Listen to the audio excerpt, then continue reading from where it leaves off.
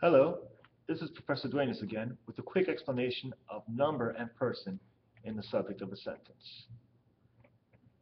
A subject is always a noun or a noun phrase. In other words, a subject is always a person, place, or thing doing the action. This noun phrase may be singular or plural, as any noun phrase can be singular or plural. For example, if I say the boy, we have a singular noun because there's only one boy that I'm talking about. If I say the boys, we have a plural noun phrase because boys with the S ending refers to more than one boy.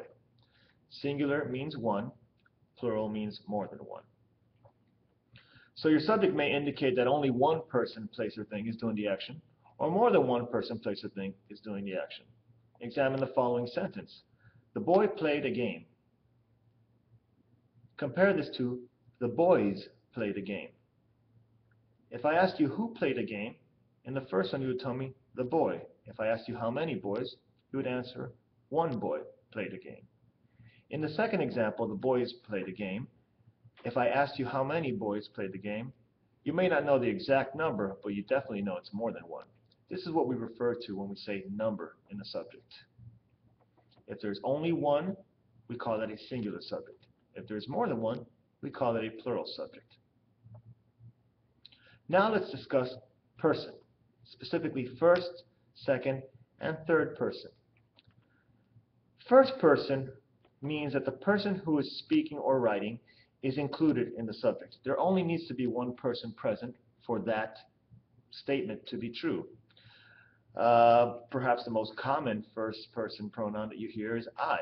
When I say I am a professor, there only needs to be one person present in order for that to be true, and that would be me, I, one person.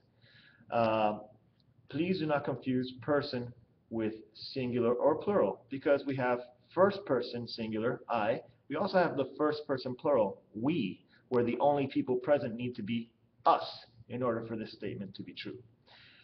Now, when we refer to second person, we are referring essentially to you. That means that the person who is speaking or writing is directing those words to someone else. The second person subject means there must be at least two people present to make the statement true. When a person says you, there's always a person who is speaking and someone this person is speaking to or addressing in some way. In other words, we have at the very least a speaker and a listener. Now, third person means that there is a speaker, first person, a listener, the second person, and a third person to which the speaker is referring to. That means at least 1, 2, 3 people that we're speaking, 3 people present for this to be true.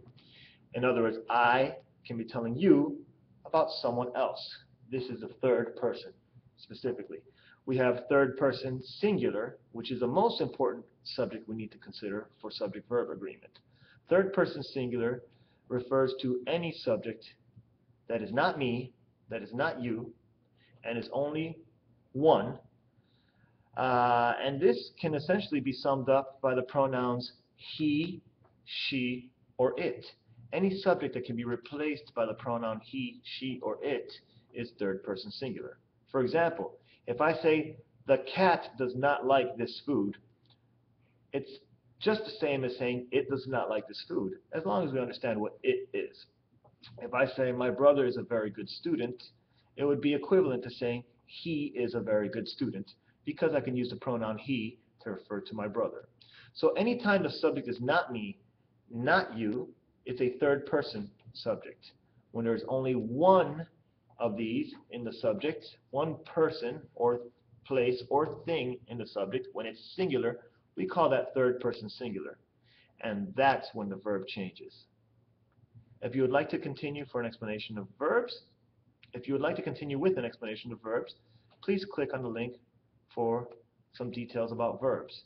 If you would like to jump directly into the problem areas, special problem areas of subject-verb agreement, please click on the link accordingly.